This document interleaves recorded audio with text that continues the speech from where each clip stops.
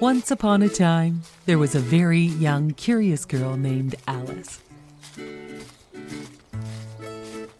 Alice went for a long walk outside and soon sat down to rest.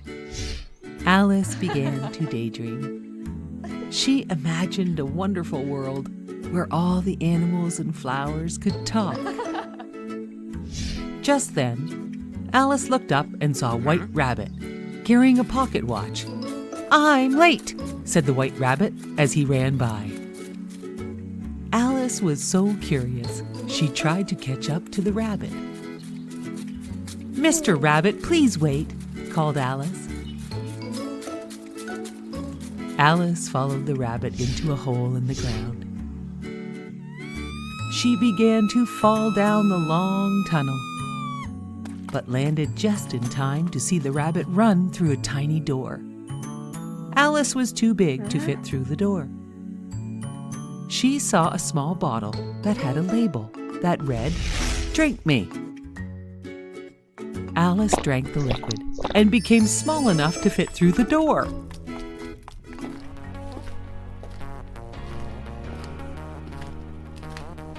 On the other side of the door, she met twins named Tweedledum and Tweedledee. The first thing in a visit is to say, "How do you do?" and shake hands. The twins took Alice's hands and danced around. Alice tried to explain that she was following the white rabbit, but the twins didn't care. They started to tell her a story. Alice wanted to be polite, so she listened to their story, but after they finished their story, they did not give Alice a chance to speak. They just kept on talking to each other. So Alice left. Alice soon spotted the white rabbit in the yard of his cottage. He was worried because he could not find his gloves. "I'm late," he exclaimed to Alice. She offered to help him look around his cottage for his gloves. Alice found a cookie that had a label that read, "Eat me." She ate the cookie and grew into a giant and smashed through the rabbit's cottage. The white rabbit ran to get help to clean up the mess Alice had made. Alice had to get small again, so she picked a carrot from the rabbit's garden. As soon as she ate it, she shrunk to a tiny size. Alice tried to follow the white rabbit again, but could not keep up. After a while, Alice found herself in a magical garden where all the flowers could speak. They asked Alice what kind of flower she was, and before she could explain, the flowers decided she was a weed. They told her to leave their garden. After she walked for some time, Alice came upon a large caterpillar sitting on a mushroom. "Well, who are you?" asked the caterpillar. "I hardly know, sir," answered Alice. The caterpillar told Alice that eating some of the mushroom would help her always be the right size. Alice had a little bit of the mushroom, and soon she was her regular size. She was so happy as she said goodbye to the caterpillar and continued on her way through the forest. She was amazed to see a grinning cat in a tree. He introduced himself as the Cheshire Cat. Alice asked the Cheshire Cat which way she should go to find the white rabbit. He told her to ask the Mad Hatter. "I don't want to meet mad people," said Alice. "Oh, everyone is mad here," replied the Cheshire Cat, and he disappeared. Alice wanted to find the white rabbit, so she continued on to the Mad Hatter's. She was invited to the Mad Hatter's tea party, where it was just nonsense. As she sat having tea with the Mad Hatter and his friends, the white rabbit ran by yelling, "I'm late!" Alice followed the rabbit, but lost sight of him. The Cheshire Cat reappeared and showed Alice a shortcut to a fancy garden. Playing cards were working for the Queen of Hearts, painting roses. The rabbit ran by to announce the Queen of Hearts. Alice was happy to see him, but the Queen became angry and shouted, "Off with her head!" Alice ran away and soon found a door to get away from the Queen of Hearts and her guards. Just then, Alice awoke from her daydream. She realized she had just had a magical daydream and was happy to be awake from all the nonsense. That was just fine with Alice.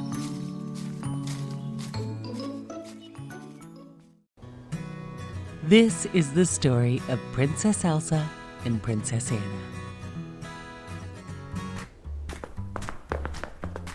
When they were little girls, they were best friends. Princess Anna was one of the only people in the world that knew Princess Elsa's secret. Elsa had the special power to make snow and ice. One night, Elsa used her secret power and filled the grand ballroom with snow so the sisters could play.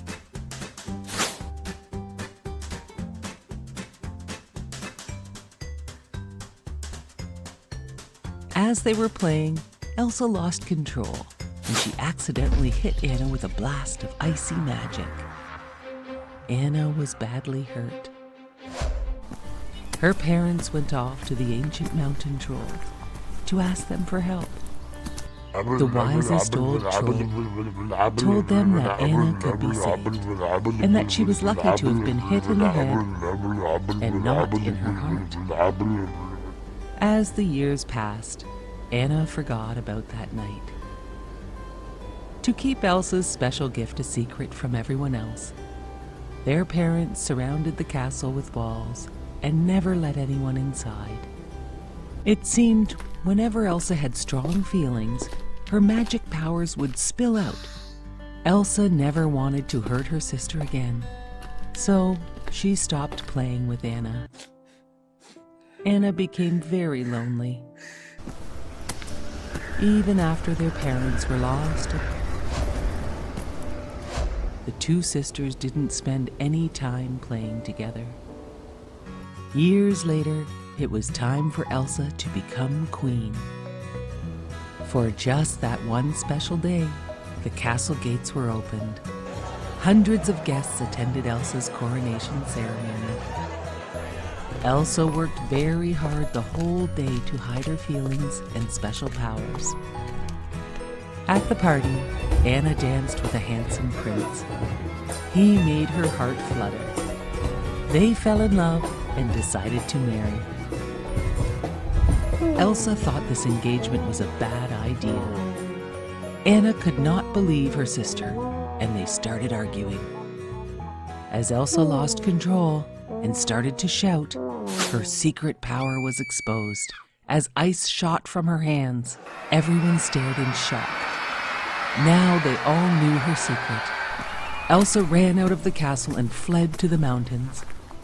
It was summer, but Elsa's power had created a terrible winter storm. Anna felt terrible and ran off to find her sister, despite the bad winter storm. She met a magic snowman along the way named Olaf. Olaf knew where they would find Elsa and agreed to help. Olaf led Anna to a beautiful ice palace that Elsa had created with her powers. Inside, Anna found Elsa and told her about the terrible storm. Anna told Elsa she must come back and help, but Elsa did not want to hurt anyone, and they started fighting about her return.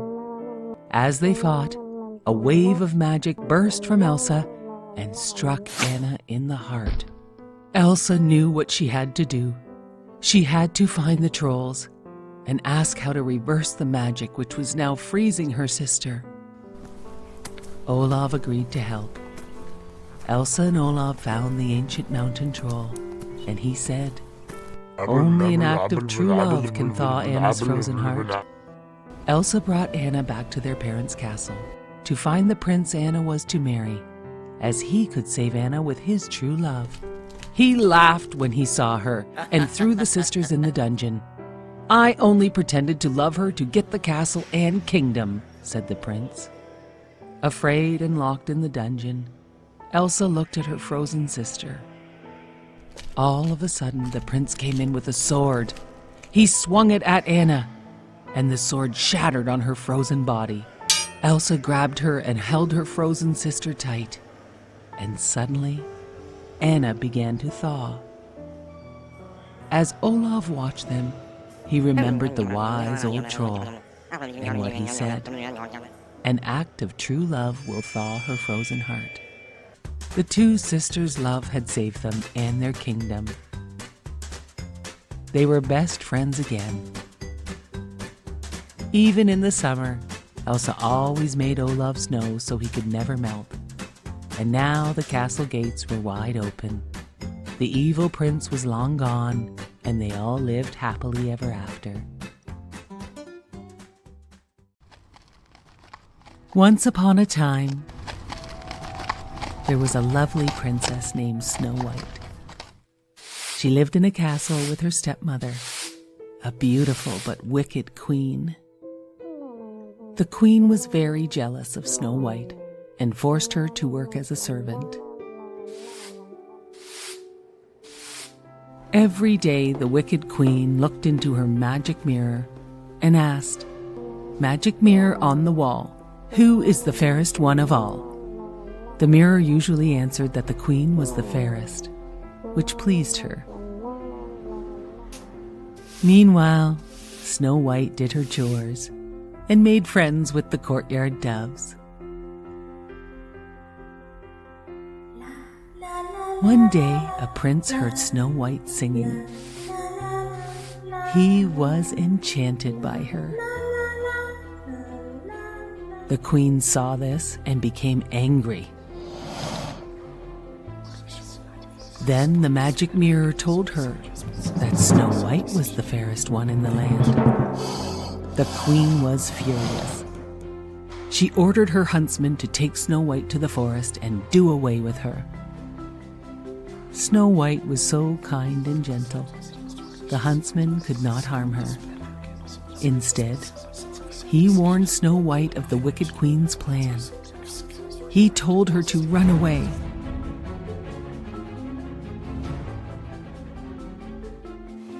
Snow White ran deep into the dark forest, alone and scared. She fell down and began to cry. The woodland animals heard her and came out to comfort her. They told her everything will be all right, and they showed her to a tiny cottage.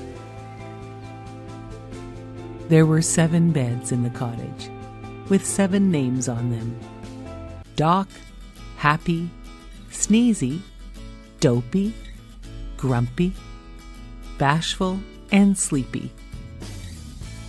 Snow White thought to herself, what funny names for children, and laid down on a bed and fell asleep. In the meantime, 7 dwarves were on their way home from a long day at work. When they got home to their cottage, they found Snow White asleep in one of their beds. "Why, it's a girl!" they all said. Snow White woke up and said, "How do you do?" She told them her story of the wicked queen. The dwarf said she could stay with them.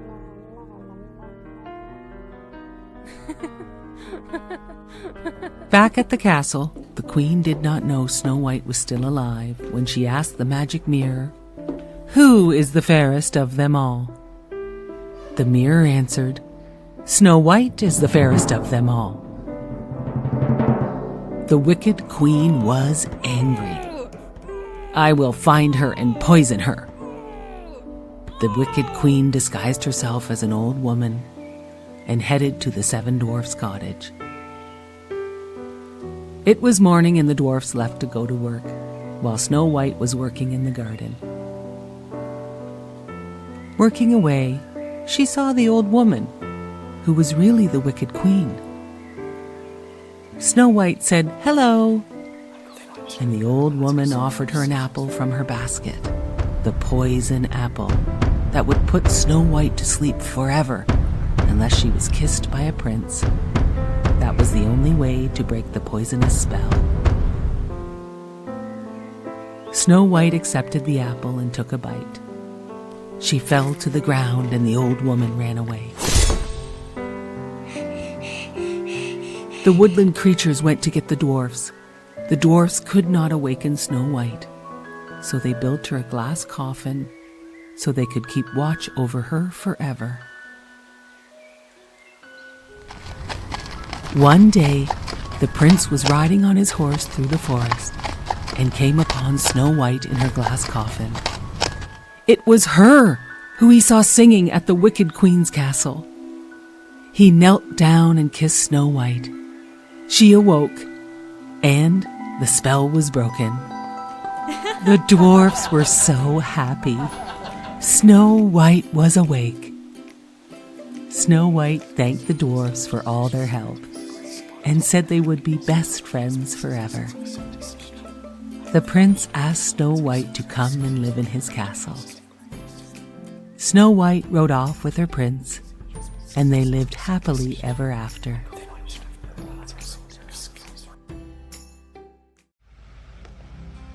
Once upon a time, there was a boy named Aladdin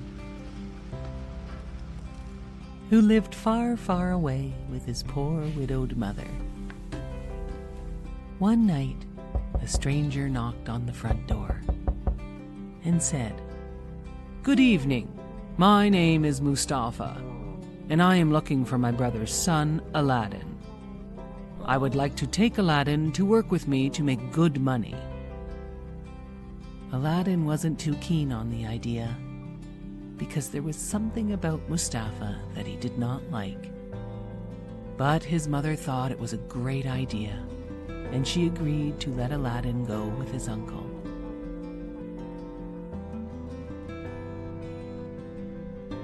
Aladdin and his uncle walked for a full day into the desert, until they reached a cave with a small entrance. Mustafa was too big to fit through the entrance, so he asked Aladdin to go inside. Aladdin did not trust him and was afraid he might block him in. But his uncle told him there were gems and gold inside the cave. Mustafa told Aladdin he could take as much as he wanted. Mustafa only wanted an old lamp from inside the cave. So Aladdin went inside. Aladdin could not believe his eyes when he entered the cave. It was full of treasures. He started filling his pockets with diamonds and rubies and emeralds. He also found a gold ring that fit his finger perfectly. Finally, he found the lamp Mustafa had asked for. He yelled for Mustafa to help him out. But Mustafa said he wanted to see the lamp first. Aladdin did not trust him, so he refused to let him see the lamp. Mustafa was angry and said, "I am not your real uncle, and I don't care about you, Aladdin. Since you won't give me the lamp, I will block the cave entrance with this huge rock." Mustafa left Aladdin inside. Aladdin sat crying with the lamp inside the cave. "Stupid old lamp," he said. "It is not even real gold." He rubbed the lamp a little to wipe off the dust. And all of a sudden, poof! A genie came out of the lamp. "Master, I will grant you 3 wishes," said the genie. Right away, Aladdin said, "Take me home." And poof, Aladdin was at home. His mother almost fainted at the sight of Aladdin. He told her about Mustafa and the cave full of treasures. Aladdin rubbed the ring he had put on his finger, and a second genie appeared. "Master, I can grant you 2 wishes," said the genie. Aladdin wished for a grand palace and enough wealth for him and his family to be rich forever. All of a sudden, Aladdin and his mother had a beautiful palace filled with riches. One day, Aladdin was walking through the city when he saw the most beautiful girl. He fell in love with her at first sight. She was the Sultan's daughter, Yasmin. Yasmin loved Aladdin too. Aladdin went to ask the Sultan if he could marry Yasmin, and the Sultan said yes. After many years, the Sultan died and Aladdin ruled the country. This news reached Mustafa. Mustafa knew how Aladdin became so rich and powerful, and he made a plan to get the lamp back.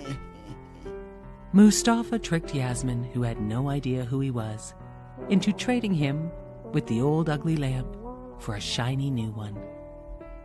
Yasmin accepted the trade and went to show Aladdin. Aladdin was mad at Mustafa for tricking his wife into this trade. He searched for Mustafa and found him sleeping with the magic lamp. Aladdin slipped the lamp from Mustafa and raced back to the palace. Aladdin had one more wish, and he asked the genie to turn Mustafa into a frog so that he could never bother them again. The genie granted Aladdin's wish, and Yasmin and Aladdin lived happily ever after.